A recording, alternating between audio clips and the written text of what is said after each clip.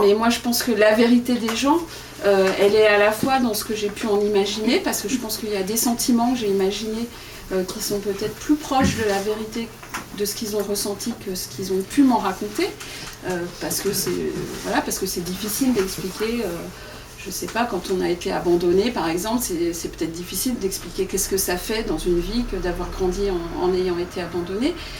Donc la vérité pour moi, elle est à la fois dans ce que j'ai pu en imaginer, dans les mots que j'ai pu trouver pour exprimer ça, et à la fois elle est dans ce qu'ils m'ont raconté, mais je suis pas dupe, je sais très bien qu'ils n'ont pas tout raconté. C'est des gens tout à fait normaux, c'est-à-dire sains d'esprit, qui ont eu à tout moment la liberté de, à la fois de me dire bah non là tu vas trop loin, cette question-là je ne te réponds pas, ou bien de me raconter ce qu'ils voulaient me raconter, ou ce qu'ils pouvaient me raconter. Il y a des choses qu'ils me dites à un moment, je sais que j'ai leur enveloppe justement, oui, mais ces gens-là, mais je pense que pas forcément tout. Je pense que ça c'est un peu enfin moi c'est quelque chose que je pense de manière générale, je pense que même les gens les plus proches de nous, on les connaît jamais entièrement en fait. Et donc voilà, il y a des choses qu'ils ne m'ont pas racontées aussi parce qu'ils ne les connaissent pas. On ne sait jamais tout de sa propre vie, je veux dire, on ne sait pas tout de ses parents, on ne sait pas tout de ses grands-parents. Et par contre, le fait que vous leur ayez posé des questions les a poussés quand même à une forme de recherche sur eux-mêmes, parfois de réflexion.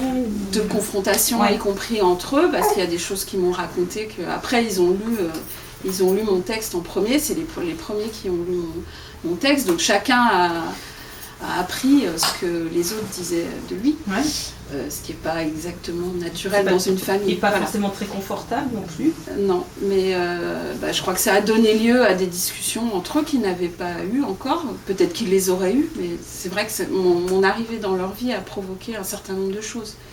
Après, il y a eu d'entrée de jeu entre eux et moi, une espèce de règle du jeu, c'est-à-dire je leur ai dit voilà mon projet c'est ça, je veux raconter la vie des gens que je vois sur les photos, donc si vous m'aidez c'est mieux, si vous m'aidez pas je raconterai comment j'ai pas réussi à faire que vous m'aidiez, donc vous avez intérêt à m'aider. Et ils ont dit oui, mais on a mis, il y avait un certain nombre de règles, notamment ils veulent pas que je révèle leur nom de famille, ce qui m'embêtait parce que je pense que une partie de l'identité c'est aussi son patronyme, mais bon, ça, je comprends très bien qu'ils ne le souhaitent pas. Ils ont pu relire et évidemment il était entendu que s'il y avait des choses qui leur déplaisaient, soit je les réécrirais, soit je les enlèverais. En l'occurrence, ils m'ont demandé de changer 2 choses. Je m'étais trompée sur le nom d'un chien. J'avais appelé, je ne sais plus comment. Et là, il fallait que ce soit la vérité. Oui, c'était important. Et puis une date que j'avais mal. Voilà. On a vraiment, ils ont accepté le texte tel qu'il était. J'aurai 8 ans demain. Et maman n'est pas là. Il y a 44 jours qu'elle est partie. Disons plutôt qu'il y a 44 jours qu'elle n'est pas rentrée. On s'est levé un matin, un mardi. Elle n'était pas là. On est rentré le soir. Elle n'était pas là. À l'usine non plus, on ne l'a pas vue, a dit papa au téléphone. Il la cherchait partout. Le soir, nous n'avons mangé qu'un chocolat chaud, mes tartines comme des éponges et des îles de beurre sur le lait brûlant. Le lundi suivant, nous avons reçu une carte postale de Paris, disant « Je pars en Argentine, je ne pouvais pas faire autrement, il ne faut pas m'en vouloir, je donnerai des nouvelles dès que possible. » Il l'a jetée à la poubelle, après l'avoir déchirée en petits morceaux. Des nouvelles dès que possible. Peut-être sera-t-elle ma surprise d'anniversaire ? Je n'ai rien commandé d'autre. Il dort sur le canapé. Mon lit est un puits bien trop noir. Je me couche dans le leur. Je m'installe à sa place, et si je laisse la couverture en bazar, on peut faire semblant qu'elle me serre près de son ventre. Je garde l'odeur de maman. Je suis un bon chien. Je ferme les yeux et je compte, comme elle m'a dit. Tu comptes bien et le sommeil viendra. Mais le sommeil ne vient plus. À cause du problème que je dois surveiller la porte. Comme je la ferme à clé pour que papa ne sorte pas, maman ne pourra pas rentrer puisqu'elle a oublié son trousseau en partant. Alors je reste éveillée pour l'entendre quand elle sonnera. Finalement, ces photos, elles sont à la fois très personnelles, ce sont les photos d'une famille particulière, mais elles sont les photos de tout le monde. Mais alors ça, c'est un truc que je peux dire maintenant que j'ai fait le livre. Je pense que finalement, ce geste d'acheter des photos qui sont des photos d'une famille qui n'est pas la mienne peut paraître à certains d'ailleurs un peu bizarre, voire amoral, voire voilà.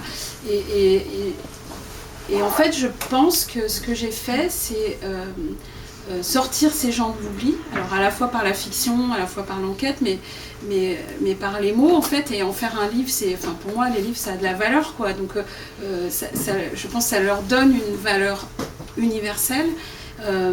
Et je me disais l'autre jour, on a tous des albums hérités des générations précédentes sur lesquels figurent des gens dont on ne sait strictement rien. Et dès lors qu'il n'y a plus personne pour dire une telle c'était la femme de machin et puis elle avait un sacré caractère ou elle était excentrique, elle faisait... finalement, on se fait oublier très vite, enfin ça passe très vite ce qu'on est. Et c'est comme quand on se promène dans un cimetière, exactement pareil, s'il n'y a plus personne pour dire ça c'est la tombe de machin, bon. Et donc les tombes du cimetière elles sont à tous ceux qui les visitent, tout comme je pense ces photos finalement elles sont à tous ceux qui les regardent, qui projettent évidemment leurs propres histoires de famille, leurs propres souvenirs, leurs propres émotions. Mais il y a quelque chose, oui, de collectif en fait, de patrimonial. Voilà. Ouais. Et cette histoire de mémoire, d'oubli, etc., on sent que c'est quelque chose chez vous qui est très... taraude, oui, beaucoup. Oui, voilà. Oui. Au taraude. Oui.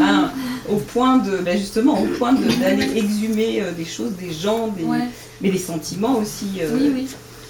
Oui, ça doit être une angoisse profondément personnelle de quand est-ce qu'on va m'oublier et tout ça, mais largement partagé. Je pense que je suis pas la seule à l'avoir.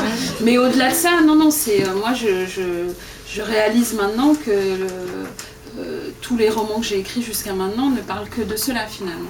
Qu'est-ce qui reste des gens et comment on peut le raconter? Voilà. Qu'est-ce qui reste d'une vie? C'est une question qui me taraude, qui me fascine et qui est malgré tout vaine, c'est-à-dire que je crois, c'est ce que je dis dans l'extrait que tu as lu, qu'on ne pourra jamais attraper l'entièreté d'une vie, que c'est complètement vain, mais j'ai l'impression que je ne peux pas faire autre chose de ma vie que d'essayer de faire que les livres soient des espèces de tombeaux les plus beaux possibles où on va consigner la vie de certaines personnes.